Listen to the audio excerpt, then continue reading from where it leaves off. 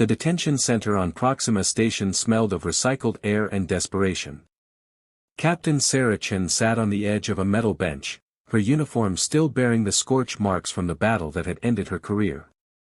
Across from her, Commander Vexthor of the Galactic Concordat tapped his three-fingered hand against a datapad, his scaled face unreadable. "You understand the charges, Captain Chen?" His voice carried the mechanical undertone of the universal translator. "Violation of Treaty Article 7, Section 12. Engaging in combat with a sentient species without proper authorization from the Concordat Council." Sarah met his eyes without flinching. "I understand that my crew and I saved 17,000 civilians from being slaughtered. If that's a crime in your Concordat, then I'm guilty as charged." Vexthor's head tilted in what might have been curiosity or disdain. Humans were still so new to the galactic stage that most species hadn't bothered learning their body language. The Zrathi raiders you engaged were conducting a legitimate resource acquisition operation on an unclaimed world. Your interference has created a diplomatic incident. Legitimate? Sarah's laugh was bitter. They were burning villages. I saw the bodies myself, Commander. Children. Elderly. People who couldn't run fast enough. The indigenous population had not achieved spaceflight capability. By Concordat law, they are not recognized as sentient beings with legal protections. Vexthor set down his datapad. This is standard procedure, Captain. The galaxy runs on rules. Without them, we would have chaos.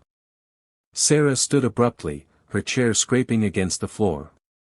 The armed guards by the door tensed, but she ignored them. Then your rules are garbage. We saw sentient beings being murdered, and we acted. That's what humans do. Yes. Vexthor stood as well, his 7-foot frame towering over her. We have noticed this about your species.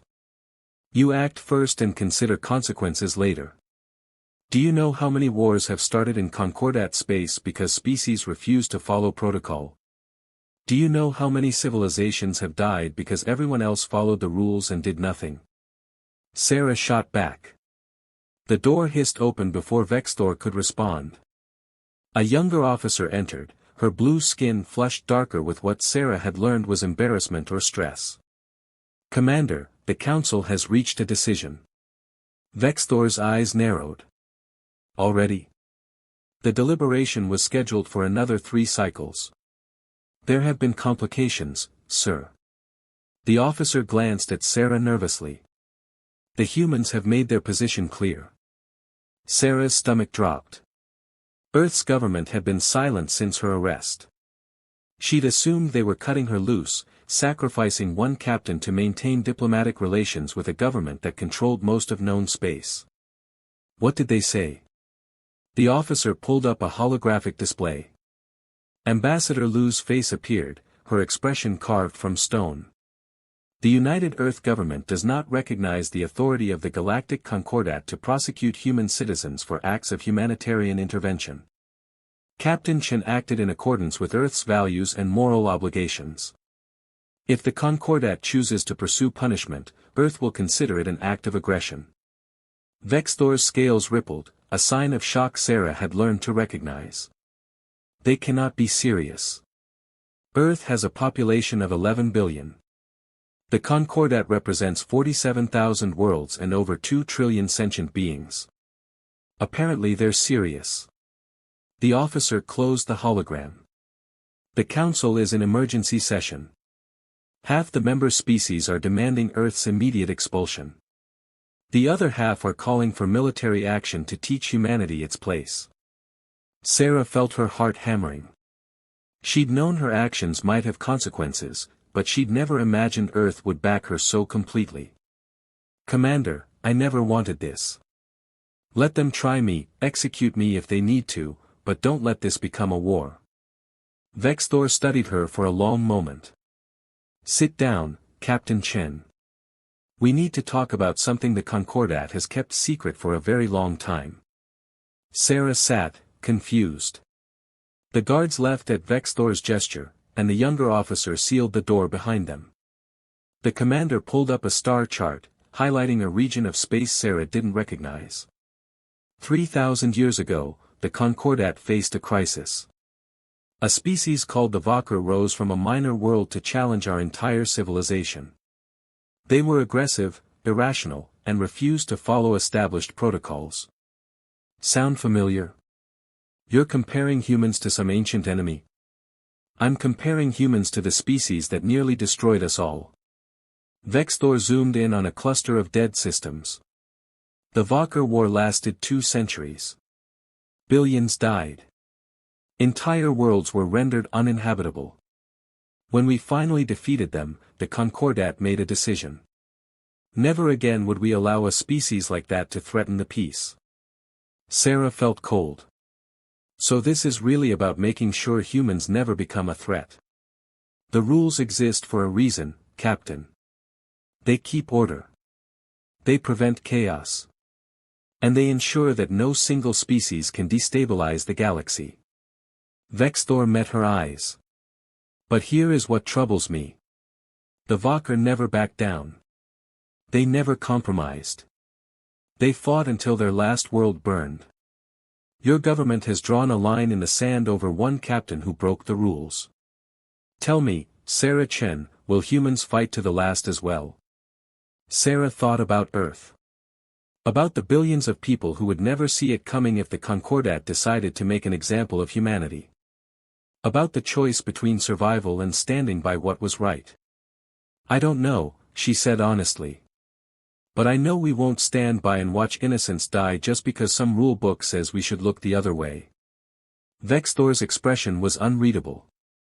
Then perhaps we are about to learn if the galaxy's rules are strong enough to contain humanity, or if we are witnessing the beginning of another war that will reshape everything. The council chamber was ancient, carved from a single asteroid of crystalline rock that refracted light into colors Sarah's human eyes couldn't quite process. She stood in the center of a circular platform, surrounded by holographic representatives of species she'd never seen before. Some were humanoid, others defied description entirely. One appeared to be a sentient cloud of gas, another a geometric pattern that hurt to look at directly. High Arbiter Kelnara presided from the largest projection, her insectoid features impassive behind a crown of sensory antennae. Captain Sarah Chen of Earth. You have been summoned before this emergency session to answer for your actions and to clarify your government's threatening posture toward the Concordat. Sarah had worn her dress uniform for this. If she was going to be executed, at least she'd look professional. High Arbiter, with respect, my government hasn't threatened anyone. They've simply stated they won't allow their citizens to be punished for saving lives. A chorus of clicks and chirps erupted from the assembled council. The translation came through Sarah's earpiece in overlapping voices. Arrogance. Typical mammalian irrationality. They've been in space for less than a century and already believe themselves above the law. Kelnara raised one crystalline claw for silence. Captain Chen, do you understand what you have done? The Zrathi Empire has filed formal grievances. They demand reparations for the destruction of their harvesting fleet. 3 of their vessels were destroyed by your weapons. 17 Zrathi are dead. And 17,000 innocents are alive, Sarah said. I'll take that trade every time. A new hologram materialized, this one showing a reptilian creature with burning red eyes and a crest of bone plates. I am War Master Krell of the Zrathi Dominion. Your species speaks of morality while committing murder. Those were not civilians you claim to have saved, human. They were resources. Presentient creatures no different from livestock. Sarah felt her hands curl into fists. They had language. Art. Culture. They mourned their dead and protected their young. If that's not sentience, then neither are you. The chamber exploded into chaos. Species shouted in languages her translator couldn't keep up with. Kelnara's antennae vibrated with what might have been anger or frustration. Order. We will have order. Vexthor materialized beside Sarah's platform, his projection steady despite the turmoil. High Arbiter, if I may speak. Commander Vextor. You were assigned to investigate this incident. What are your findings? Vextor pulled up footage from Sarah's ship, the Roosevelt. The battle played out in holographic detail, the Zrathi ships firing on defenseless settlements, the Roosevelt dropping out of FTL, Sarah's voice giving the order to engage. Captain Chen violated Treaty Article 7, Section 12. This is indisputable. However, I believe the Council must consider the broader implications of this case. Another Council member spoke, a being that resembled a floating crystal lattice. What broader implications? The human broke our laws. The punishment is clear, execution and Earth's expulsion from protected space. The broader implication, Vextor said carefully, is that humanity will not accept this judgment. And unlike most pre-concordat species, humans have already developed fusion weapons, quantum communication, and faster-than-light travel. Earth's military is primitive by our standards, but they have 11 billion people and an industrial base that has already colonized 12 systems. War Master Krell laughed, a sound like rocks grinding together. You fear these mammals? The Concordat commands fleets that number in the millions. We could sterilize their worlds in days. Yes, Vextor agreed. We could. But at what cost? Humanity has shown a remarkable capacity for innovation under pressure. Every war they have fought among themselves has accelerated their technological development. If we force them into a corner, if we give them a reason to fight, they will become exponentially more dangerous with each year that passes. Sarah watched the council members react. Some seemed intrigued, others dismissive. Kelnara's antennae twitched in what Sarah was learning to recognize as deep thought. You suggest we capitulate to human threats because we fear their potential? I suggest, Vextor said, that we remember the Valkyr. The chamber went silent. Even the constant background noise of translation ceased for a moment. Sarah saw something like fear ripple through the assembled representatives.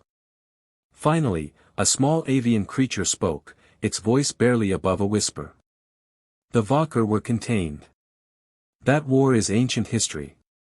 The Valkyr were contained, Vextor agreed, because we learned from them. We created the Concordat. We established rules and protocols specifically designed to prevent another species like them from rising. But what if our rules are creating exactly what we feared? What if by forcing species to conform, we ensure that those who refuse become threats? Kelnara leaned forward. Explain yourself, Commander. Vextor gestured to Sarah.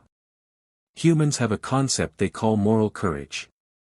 The willingness to do what they believe is right even when faced with overwhelming opposition. Captain Chen knew her actions would likely end her career and possibly her life. She did it anyway because she believed it was the right thing to do. This is not the behavior of a species that will bow to our authority when threatened. This is the behavior of a species that will fight until they either win or are extinct. War Master Krell's crest flared. Then we should destroy them now, before they become a greater threat. And prove to every other species in the galaxy that the Concordat rules through fear and violence. Vextor shook his head. We would lose our moral authority. Within a generation, a dozen worlds would rebel. We would face not one war, but hundreds. Sarah realized what Vextor was doing. He wasn't defending her out of kindness. He was defending Earth because keeping humanity alive served the Concordat's interests. It was cold, calculated, and probably the only argument that would work on this council. Kelnara's hologram flickered as she consulted with advisors Sarah couldn't see. When she returned, her voice was measured. Captain Chen. If this council were to show leniency, would your government be willing to negotiate? To find a compromise that respects both human values and Concordat law? Sarah thought about Ambassador Lu's message. About Earth's willingness to go to war over principle. I can't speak for my government, High Arbiter. But I know humans. We're stubborn, and we don't like being told that saving lives is wrong. If there's a way forward that doesn't require us to stand by and watch atrocities, I think Earth would listen. There may be a path, Kelnara said slowly. But it would require significant changes to how the Concordat operates.